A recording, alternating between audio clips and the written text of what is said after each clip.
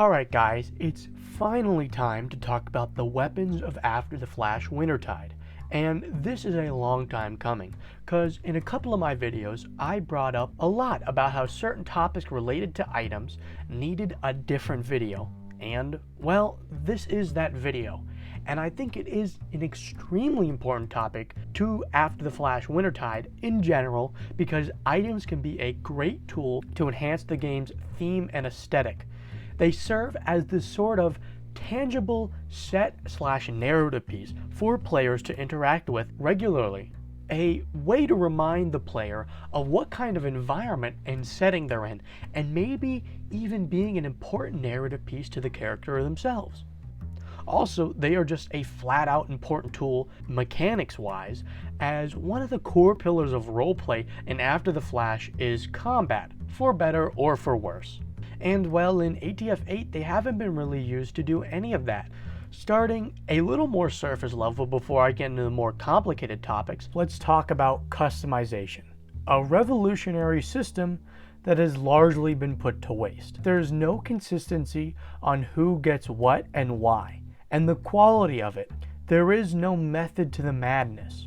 You can pick up on some through lines once you take a step back and look at all the items, those three being color, size, and accessories. However, that doesn't mean you get all three in the same item.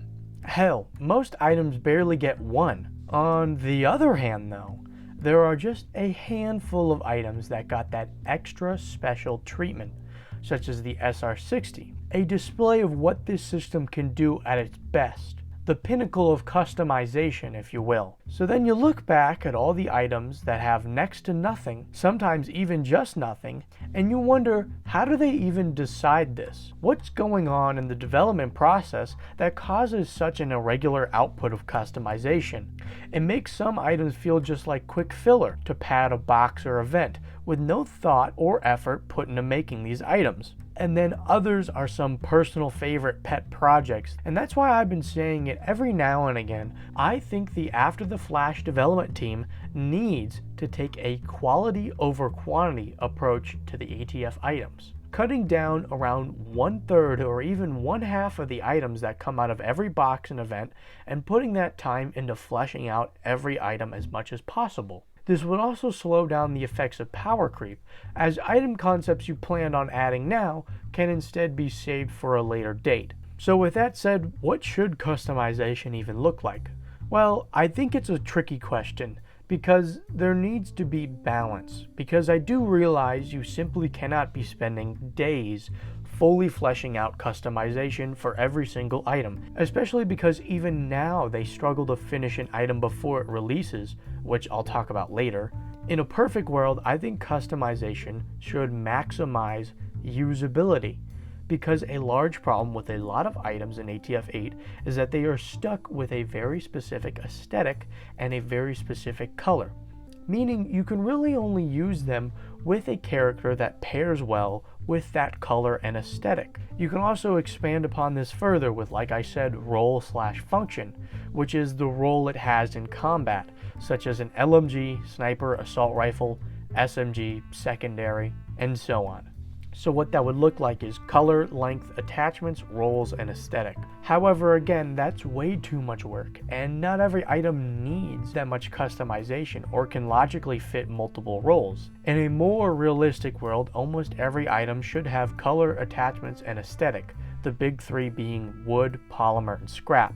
And in the real world, I just think the bar should be set lower, and the extra time from cutting 1/3 of your items should go into fully fleshing out color, size, and attachments. It's much easier to just keep people blind and complacent by only exposing them to the bare minimum customization and not showing them what's possible. Now, I know these solutions aren't beautiful and don't work in some ways, because they definitely leaped before they looked when it came to implementing these systems and not really fully planning it out ahead, which I guess is justifiable because this game is experimental after all, but I have thoughts on all of that, which will be coming soon. But I think it is clear customization needs consistency. Sticking with customization, let's talk about the attachments themselves and how they are a bit of a mess right now. First off, I think we're hitting a bit of a ceiling when it comes to the amount of attachments in this game. It's honestly gotten to the point that I don't know when a new attachment gets released, and I certainly don't know where they come from. And recently, it seems like Chad is very much aware of this issue. So let me suggest a system to organize the attachments, and it's very simple. Just use the system you already have, which would be categories. For example, you click on an underbarrel attachment point and you have a category for lasers/flashlights, grips, and undermounted weapons. Simple as that. However, an important part of this system is keeping the attachments that come with that specific item out of these categories so you actually know what is supposed to pair with that item. Now to talk about the failings of universal attachments. In, well, how they fail at basically being universal. Since a majority of the attachments literally do not fit correctly on items to the point where I seriously have to question what the decision was behind making some of these attachments universal. It feels like they didn't even bother to test them on any items to see if they would actually work, such as the K59 SB stocks, the bolted blade, the Sentinel optic, the M2105 bayonet, the Cerberus auto, you get the idea. There should probably be a rule in testing that if an accessory isn't compatible with a certain amount of items, such as 1/2 or 2/3, or a set amount of specific standard items you run through to make sure it works, then it simply shouldn't be universal, because it becomes just clutter and noise in the attachment menu. Sometimes you also have the reverse effect, where certain items aren't compatible with any universal items because of how they are shaped, such as the K59 SB itself, the Paradigm, the Countryman, etc., etc. And I feel like that 1/2 or 2/3 rule should also apply here, where a customization point should only contain the accessories that it comes with, which for some reason they do, and then sometimes they don't, with no real reasoning behind any of it. This isn't even talking about being compatible aesthetic or color-wise, with the most egregious example of this being wood furniture, because nearly every single wooden item is a different shade, making the universal wood attachments completely uncross compatible, because at best they are annoyingly slightly different, and at worst it's completely two different shades. It just doesn't look like they were thinking at all ahead when they were making these items and just picked a color because it looked cool at the time. And it's just so confusing because they are most likely aware of the other items that are in the game and are aware that certain attachments are going to be universal. So why would you not keep the wood color variations to a bare minimum? And zooming out of wood, this applies to a large portion of stocks that don't really fit any other gun, as they have very specific styles and colors that make them completely useless, such as the Black Star stock, the Tempest stock, and the Magnus stock. And there are even some examples outside of stocks, such as the Wolfram scope, the Locksmith, and the Angle Grip, where they just have these odd colors that no other gun even comes close to matching them, and just become this eyesore if you try to use them. All of this, top to bottom, looks like they had zero thought put into the attachments in almost every aspect. More like they threw everything at the wall, hoping something would work and that they could label it as a feature, which in reality has caused this complete pileup of unnecessary and useless attachments that make navigating the attachment system frustrating. And it all comes off as, dare I even say it, lazy. Moving on, at the beginning of this video, I talked about items being used as set pieces in a world. They remind the player what kind of world they're in and what point in time the world is at. This isn't a crazy idea or anything, right? It's just you have items that fit your time period and the kind of world you're going for. Like you have Wild West items for a Wild West setting. And well, the problem is ATF 8 is just all over the place, which only lends further into the game's chaotic, well, everything. Like there are items from throughout the ages, from 1700s to 1800s to Wild West to World War I and II to the Cold War to modern and even far future. There is just no rhyme or reason to any of it. it feels like these are items for a sandbox game and not a realistic sci-fi post-apocalypse, because there's just no thematical sense to having any of these items in this game.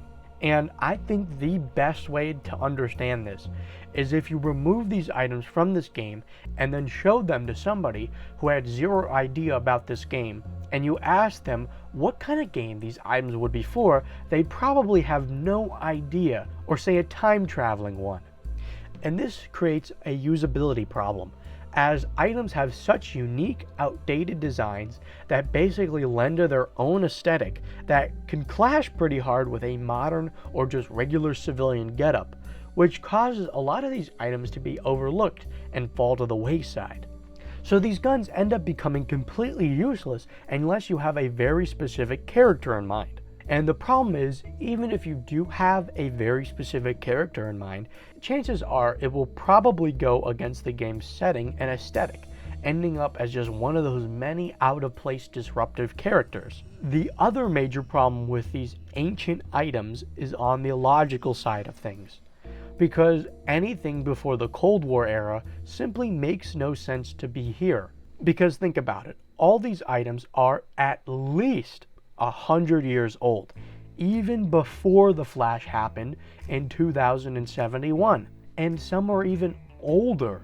So that's just decades of time for the stockpiles of these items to slowly get depleted as they go missing or get destroyed. And the knowledge of these items also slowly disappears as they get phased out of common use and become something only known to hobbyists and not the average person. And both of these problems only get compounded further if the item is foreign. All this means is the likelihood of these items being around in enough quantities to warrant their representation in this game is absolutely unlikely. Now, if they do somehow meet those requirements, then they certainly wouldn't be looking like they did 100 years ago, because they would also have been used for 90 years of post-Flash history. And that right there is the problem. These items have survived 90 years of war and harsh environments, somehow fundamentally unchanged, even though they were dropped and replaced by people before the Flash for a reason. It just doesn't make any sense. No simplification, no modernization, they don't even use them as just inspiration. I mean, of course there are a few examples such as the Weaver and the Parakeet, but these are just outliers and not the status quo. And that's why it's important to make a distinction between taking a real-life gun and using it as inspiration to create a fictional gun, and a real-life gun surviving the years with actual logic behind it. And I think the craziest thing about it is the fact that they could find exactly what they are looking for, because people in most cases did try to modernize these weapons or experiment with them in some way. And even if they didn't, there's still plenty of information about these items and what their flaws were, and then you can fix them in-game, because the people using these guns for 90 years would definitely encounter the same problems and be willing to make those improvements. Especially considering some of the guns they have added were replaced in real life due to them being expensive and complicated to make. The best example being the Thompson. And, well, in a wasteland with shortages of just about anything, it doesn't make much sense for people to just go out of their way to reuse a gun that is difficult to make. Something else to remember is the beauty of this just being a fictional game is that you can take items and just go wild with it. You can make up history about it because you don't even need to say it's a post-Flash modernization of an old gun.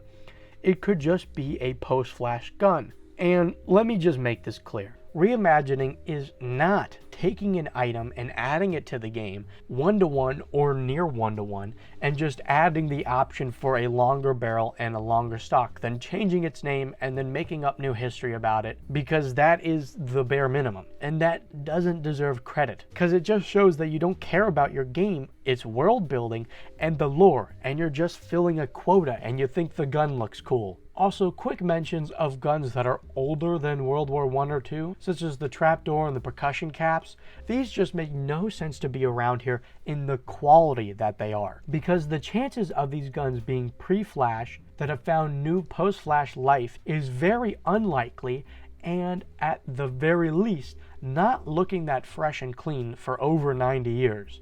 So then if they're being built by people post-Flash, why do they not look more like the Countrymen?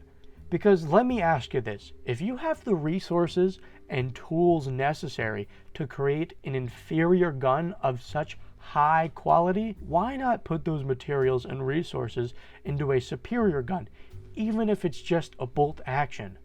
All in all, there needs to be much more serious thought put into what kind of guns they're adding to this game. Because like I said in the Christmas video, I thought this was a game series that prided itself on its much more serious and well thought out world and roleplay. Next, I'll talk about niche role weapons / handicap guns. Now these are items that you have to ask yourself the question of, why would anyone use this over a regular gun? Now, what do these mean exactly? Well, niche role weapons are weapons that simply have a very limited use for the 99% of people who play this game. The kind of weapon that is not worth it for your character to carry around the whole time. And it's easier to just use a regular firearm. Things like the Whirlwind and its ammo variants, the Tempest, the Sunrise Surprise, the Ramachador. You're probably getting the idea. The list goes on for a little bit more. They're all weapons that you can make the argument with of just shooting somebody instead of using them against someone. And I think the king that sits atop them all, the worst of the worst, the Cloudburster. The Cloudburster is a tear gas canister launcher. Let's just think about that one for a second. In what scenario is a random wastelander ever gonna need a tear gas launcher?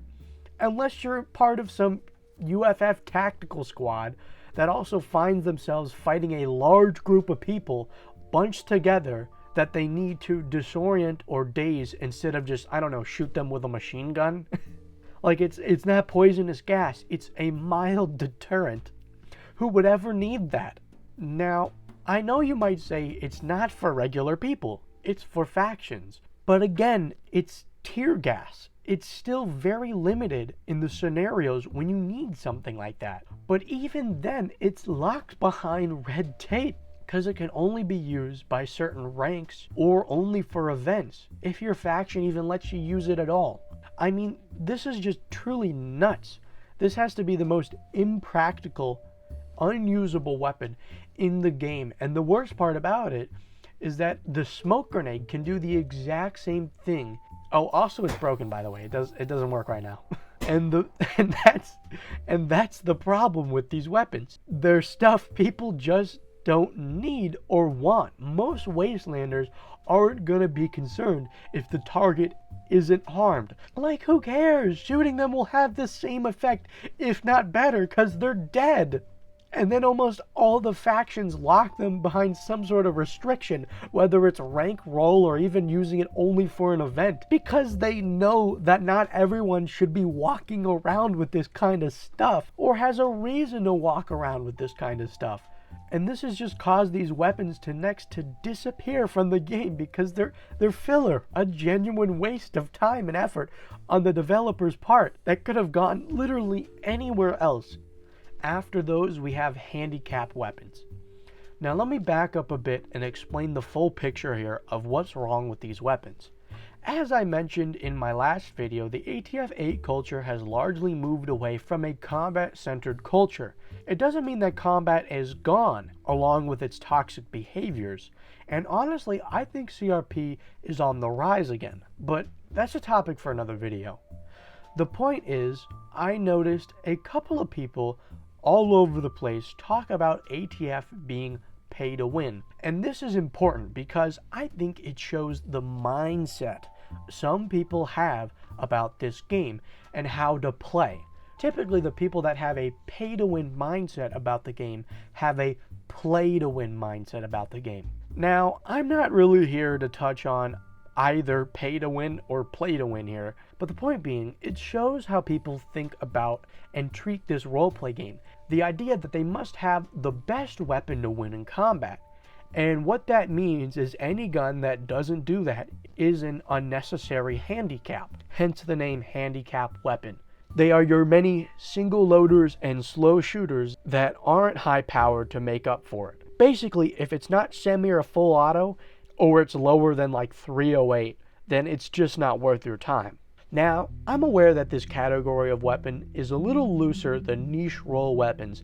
After all, shitty is in the eye of the beholder, so what someone might think wouldn't give them a tactical advantage is different from person to person. But these items have the same problem with niche role weapons, and honestly, most niche role weapons would definitely count as a handicap weapon. So they both suffer the same problem where they just aren't being used because people don't have a reason to use them. Like, why would you use an item that completely nerfs your capabilities in combat when everyone else around you isn't? Especially when you just have the option right there, because most of these specialty handicap weapons are exclusives in some way, either being from a box or event. Now the question is, how do you fix something like this? It doesn't feel like there's a clear solution, because the problem lies more with the community than the developers. However, there is actually one way to fix this on the developer side, and that has to do with my last topic, item power creep. Now, I brought it up in my Christmas review talking about the minigun in the super box. And while Chad did acknowledge it, he just kind of said it is what it is and moved on. And I'm simply not satisfied with that answer. Because while I do get that power creep is inevitable, and you just have to accept that, there is definitely plenty of steps that can be taken to minimize it. Because this game's lifespan has already been longer than most previous games. Going just off the numbers, there has been 8 main title games in the span of 13 years. Doing the simple math, each game should have an approximate lifespan of only 1.8 years. And that's not even talking about the 4.5 games. Now, of course, not every game was that short. 7 was 3 years after all. But this should give you an idea of how typically short these games are. So power creep is almost non-existent. However, this game will soon be reaching its 4th year in March of 2025. And it doesn't look like there is an end in sight, unless they do something drastic, which isn't new, but anyway, the whole point is this game's lifespan is an anomaly, and that has only lent further into the problem of power creep. Because, serious question, where do we go from here? Like, we seriously are kind of hitting a ceiling. We already got the minigun and the super box, and now we have a free belt-fed LMG and flamethrower. What could possibly be the next step? And that's why I think it's important to try and minimize power creep by simply slowing down the rate and rarity of overpowered items, making semi and full auto rifles an uncommon sight compared to manually operated guns. Now, to circle back, I use the word lazy, and I put emphasis on lazy, because I know it's something that strikes a chord with Chad every time, seeing as he makes sure to respond to it in every video I use it in. Now, I do think he is justified to be upset, because calling the development team lazy discredits all the time and effort they put into whatever I'm talking about. But I, myself, have a justifiable reason why I call things out as lazy. Since we're talking about items, I think now would be the best time to really talk about this. And the reason why I call things lazy all boils down to the expected quality from this game. Because if you don't know, major changes have been made from ATF 7 to ATF 8, and it's not just enhanced systems, it's also enhanced models. Comparing some of the models that have made it to ATF 8 from 7, you can just see how much more visually appealing they are with intricate and meticulous details, and that goes for everything, not just the items. So it would be expected that the functionality would deliver that same level of quality. But more often than not, they don't. There's just too many things wrong with so many items on so many levels. And the best example I can point to that puts this on full display is my buyer's guide to ATF 8. There's just so many little problems with these items that stack. And I didn't even really think about it and just casually mention them because I've become so tone deaf to them all. That is, until Chad made a joking comment about it, which made me realize everything from animations to customization that would probably slide if this was ATF 7, because I mean there literally was not a customization system, aren't sliding now. Items coming out with the wrong animations, such as the Angler Special, Buzzsaw, Eldritch Spear, and items coming out with empty customization slots. Some still empty to this day. There is too many examples you can point to where they have customization slots that are outright empty or only have a single option, which is just the default. You also have the problem with customization not exactly making sense, such as adding only one part that is scrap, or allowing you to change almost everything on the gun except one spot on it. You also have the problem of certain colors being excluded from the customization, so no matter what you do, you are always stuck with one color, pigeonholing that gun into a certain style. You just have to look at it all and ask, what does this look like from an outside perspective? When an item comes out missing key animations, when an item comes out with empty customization slots, when attachments are just there because they can, it all just looks lazy. It looks like the development team doesn't care about the quality of the product and are cutting corners just to hit a deadline and an item count, especially when they add items and then say that they will eventually get around to adding stuff for them, because that is just such a bad business model, as it shows you are unable to meet a deadline and must release an unfinished product, and it leaves a pile up of more and more work that gets stuck in limbo as they keep having to focus on adding more and more new content. And even when they do keep their word and actually do update a released item, it is done quietly. Even the biggest one, like the USRF pack, I can't find it anywhere in the change logs or the announcements. And there are many more examples of this, such as the Marauder getting its attachments and the Angler Special getting its animations and an attachment. They're doing good work, but they just aren't telling anyone. So that initial bad taste that was left in people's mouths when they released an item unfinished will remain, as some people have already written off those items and will never even realize they got updated. It hurts your public reputation, and instead of telling people that you make good on your promise, you just keep it to yourself. And while it is important to look at and appreciate all the work that has been done, it is important to look at what you're missing and ask, why did you do this? Because typically the work being done is the bare minimum. It is exactly what you expect for a game of this quality. Just being able to get an item out there and making sure it just functions should not be praised. So when I call the development team out for being lazy, it isn't to discredit all the work, but to put on display the shortcomings of what was delivered, and how you shouldn't just sell yourself and your talent short to get a product out there, which comes at the detriment of the development team's public image. Because I know 99% of the time, it's not being lazy, it's just shortcomings in the development process and the need to meet a deadline. And I think it is important to ask ourselves why that is. Maybe if the expectations are too high, on purposely set the bar at a lower level. Maybe if it's a time constraint, then like I said, lower the item count. Or on the flip side, lower the customization count, so don't spend a bunch of time on only a certain item while others get zero treatment. Maybe if it's simply something that just got missed during testing checks, then changes might need to be made in the process. What we can't do though is just ignore the problems and keep chugging along the same track, because right now a lot of what I see in this game is not laziness, it's actually thoughtlessness. Thoughtlessness because they aren't thinking about the players when they create these items. They aren't thinking about the reactions of the people seeing these corners being cut to get a product out there.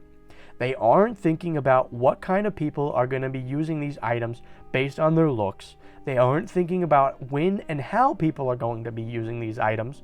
They aren't thinking about why these items exist in the first place and if it matches the world that they are going for. And they aren't thinking about when and where they release items and what that means for the future. Because Chad has said time and time again that this is his job. It's not a hobby, it's not a side project. It's what's putting food on the table and keeping the lights on, and yet it doesn't feel like he's putting that level of care into it. Because if this game fails, then his income fails. And I think it's time some changes need to be made so that doesn't happen. And yeah, that's my thoughts on everything about the items of ATF, which mostly refers to just the guns, because I think food and tools don't really apply to any of this, but there are some melees that do apply. And while the development did get some things right, with just adding customization as an option and increasing model quality, it really feels like 2 steps forward, 5 steps back. And I know my closing thoughts sounded a bit dramatic, especially since I'm just talking about items, but I've had this epiphany with this game since I tried to get back into it, and I just found it boring at best and frustrating at worst, because I'm just not getting the right kind of roleplay I wanted out of this game. And then when I talk to a friend who's a higher up in a faction, they can relate to having a similar problem in the factions. So I know going there is also not a solution. And then I also just got a comment from a guy talking about how the player count in ATF has slowly been drying up, and I decided to pay close attention to the numbers, and I honestly think they seriously have.